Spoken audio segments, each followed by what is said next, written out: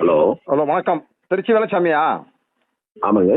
வணக்கம். ஏன் கொஞ்ச நாளா திமுக கடுமையாக விமர்சனம் பண்ணிட்டு இருக்கிய மிஸ்டர் வேலுச்சாமி? நீங்க யாரும் கொஞ்சம் சொல்லிட்டு பேசலாம்னு பதில் சொல்லாமே. நான் ஒரு திமுக தொண்டனுங்க. அப்படிதானே? ஆமா. நான் உங்களை திரும்பி கேட்கிறேன். தூத்துக்குடியில சரி, அந்த கலவரம் நடக்கிற போது ஏடிஎன் காட்சி, சரி, அதுல 16 பேர் செத்ததுக்கு திமுக கண்டனம் தெரிவிச்சா? ஏங்க தெரிவிக்கலங்க?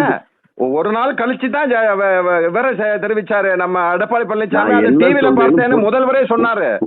எங்க புரிஞ்சுக்கிட்டு பேசுங்க. திமுக கண்டனம் தெரிவிச்சது இல்லைன்னு சொல்றேன். நீங்க தெரிவிக்கலன்னு நீங்க எந்த பேப்பர்ல பாத்தீங்க? உங்களுக்கு அந்த கண்டனம் தெரிவிச்சது அந்த டேட் உள்ள சொல்லுங்க. தயவு செஞ்சு கேட்டு பதில் சொல்லணும்னா பேசுவோம். இல்ல சொல்லுங்க, பேசுவோம். அதெல்லாம் ஒன்றும் தப்பு இல்ல. நீங்க மெத்த படிச்சவரை, நான் சாதாரண தொண்டன் தான், இருந்தாலும் பரவாயில்ல. எனக்கு தயவு செஞ்சு சொல்றேன், விவாதத்தை கேட்டு பேசணும்னா பேசுவோம். இல்ல அதுதாங்க பேசுறேன். நீங்க சொன்னீங்க அதுக்குள்ள நீங்களே பேசிக்கிட்டு இருக்கீங்க. இல்ல சரி சொல்லுங்க. அப்ப நான் ஒரு கண்டன கூட்டம் போட்டு அதிமுக ஆட்சியையும் காவல்துறையை பத்தி கடுமையா விமர்சனம் பண்ணிருக்கேன். சரி. அந்த ஆட்சியிலேயே அந்த கூட்டத்துல ஒரு கேஸ் ஒன்று போட்டுட்டு அப்படியே அதை ஆக்ஷன் எடுக்காம விட்டுருக்காங்க. சரி. அதிலும் 4 பேர் மட்டும் சும்மா பேருக்கு அதில் கலந்துகிட்டு போய் என் பேர் அதுல கிடையாது. சரி. இப்ப 1.5 மாசத்துக்கு முன்னால புதுசா என்னுடைய பேரை போட்டு என் மேல கேஸ் போட்டிருக்காங்க. சரி. இது உங்களுக்கு தெரியுமா? என்ன என்ன யாரு கேஸ் போட்டது? காவல்துறை கேஸ் போட்டது? சொல்லுங்க. என்னது? இல்ல யாரு கேஸ் போட்டது? எந்த மேட்டருக்கு கேஸ் போட்டது? ஒரு அதுல இருக்குமே கேஸ் போட்டது இல்ல அந்த சிஎஸ்ஆர். கொஞ்சம் நல்லா புரிஞ்சுக்கிட்டு பேசுறியா? அந்த வழக்கில் புதிதாக இந்த ஆட்சியில இப்ப என் பேரை இன்க்ளூட் பண்ணி இப்ப என் பேரை ஒரு எஃப்ஐஆர் போட்டிருக்காங்க. அதுதான் கோவம் உங்களுக்கு? என்ன சார் பேசுறீங்க? இது போல பல இருக்குங்கிற. சரி, அதாவது திருச்சி சிவா அவர்கள் காமராஜர் காமராஜர் பத்தி அவரு ஏசி இல்லாம உறங்க மாட்டாருன்னு யதார்த்தமா பேசுனதுக்கு இவ்வளவு கோவப்பட்டீங்களா? அதாவது உங்களை புத்திசாலின்னு நினைச்சு நான் பேசிட்டு இருக்கேன். அவர் என்ன பேசினார்? அதையா பேசினாரு? தமிழ்நாடு முழுக்க இருக்கிற 200க்கு மேற்பட்ட டிபிகள்ல இவருக்காக தான் ஏசி போட்டாங்கன்றாரு. அதுக்கு என்ன அர்த்தம்? இல்ல அதுல தவறு என்னங்க இருக்கு? இவர் எங்கெல்லாம் போனாரோ அங்க ஏசி வச்சாங்க. தவறு இல்லையாங்க தம்பி. நம்ம புத்திசாலி நினைச்சு புத்திசாலி நீங்க அப்படிதான் சொல்றீங்க. உதயநிதி புத்திசாலி அவரையே நீங்க இப்படித்தான் விமர்சனம் பண்றீங்க. ஏங்க அவன் யாருன்னு உனக்கு தெரியாது, எனக்கு தெரியும். அவன் பொடி பையன். அவனுக்கு திமுக என்ன சம்பந்தம்? அவர் தேர்வு பெற்று சேப்பாக்கம் தேர்வு என்ன காந்தி ஏதாவது தேர்வு பண்றாரா? பஞ்சாயத்து போர்டு மெம்பர் கூட கிடையாது. இல்ல அது அவருடைய உழைப்பு. பதவிக்கு எவனும் வரலாம், மனுஷனா இருக்கலாம், அதுதான் முக்கியம். ஆமாங்க. இவர் என்ன அதாவதுங்க, உங்களை அரசியல்வாதியா உங்களுக்கு முதலமைச்சர் துணை முதலமைச்சர் எப்படி தேர்வு பண்றாரு? அவர் சேப்பாக்கத்துல நிக்கிறாரு. சேப்பாக்கத்துல 60,000 ஓட்டுக்கு மேல ஜெயிக்கிறாரு. மெஜாரிட்டி உள்ள ஒரு முதலமைச்சரை உங்க தேர்தல் பண்றாங்க.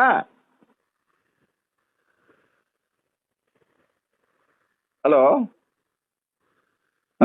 தமிழ்நாடு முழுக்க இருக்கிற டிபிக்கு ஏசி காமராஜருக்காக தான் போட்டாருங்க. ஒரு கிறுக்குத்தனத்தை நீங்க தாங்க இருக்கீங்க. அவரை நேரடியா பார்த்து நம்ம ஒரு கூட்டணி ஆட்சியில இருக்கோம், நீங்க நேரடியா பார்த்து ஏங்க இப்படி பேசணும் அப்படின்னு அவரை நீங்க திட்டி இருக்கலாமே. அவரை நேரடியா உங்க கட்சி தலைமை கூப்பிட்டு கேட்டிருக்கணும். அதை ஏன் கேட்கலன்னு நினைக்கிறீங்க?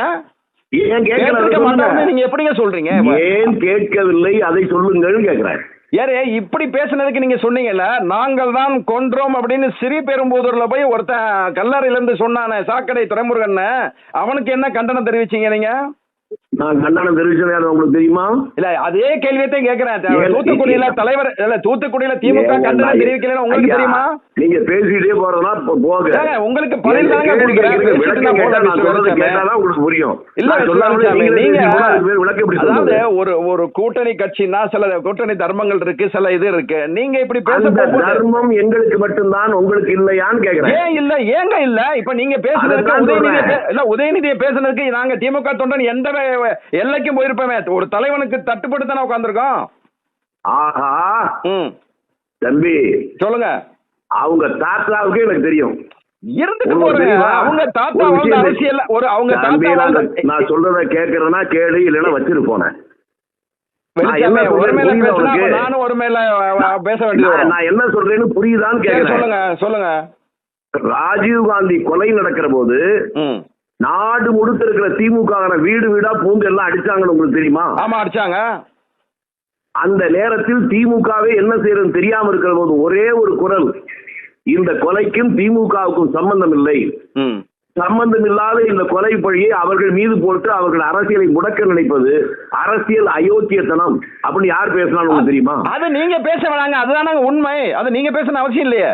ஐயோ ஐயோ ஐயோ, உங்ககிட்ட மனுஷன் பேச முடியாது. இல்லங்க, நீங்க சொல்றீங்க இப்படி செய்யல, சொல்லுங்க. திருப்பி தம்பி ரொம்ப சோதிக்கிற, நான் என்ன சொல்றேன்னு கேட்காம நீ பாட்டு சொல்லுங்க. நீங்க அதாவது நீங்களே பேசிட்டு உங்களுடைய முரசொலியில் உங்கள் தலைவரே அதை பற்றி எழுதுனதை எடுத்து படிச்சு பாருங்க. இருக்கலாங்க, ஒரு பேசுனதுக்கு அதுக்கு நன்றி சொல்றோம், எல்லாம் சொல்றோம். அதுக்காண்டி நீங்க இப்ப உதயநிதியை பத்தி உதயநிதி பத்தி நீங்க பேச போகும்போது இவ்வளவு இதா கீழ்த்தரமா பேச போகும்போது உங்க பாடி லாங்குவேஜ் அந்த இதெல்லாம் தேவையில்லாத ஒரு விஷயம் தானாங்க. இது எதுக்கோ ஒரு காரணத்தை சொல்றீங்க நீங்க. நாங்க பேசுவோம், குலங்கோத்தனை விசாரிக்க வேணாம். நீ எனக்கு வந்து பாடி லாங்குவேஜ் எல்லாம் சொல்லி தர வேண்டிய அவசியம் இல்லப்பா.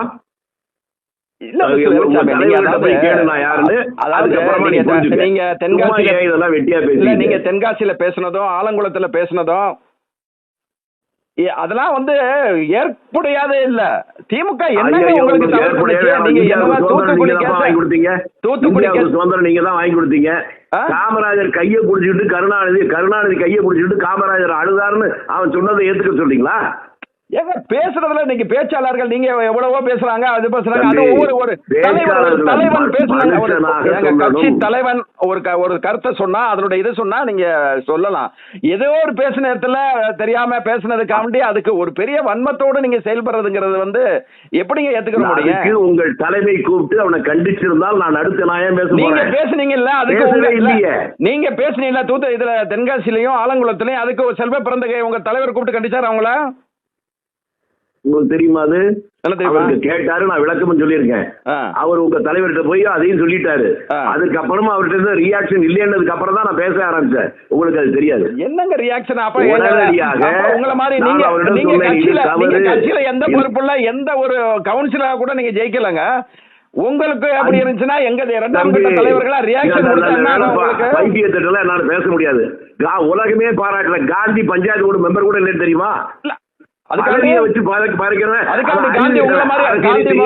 விமர்சனம் பண்ணாருங்க.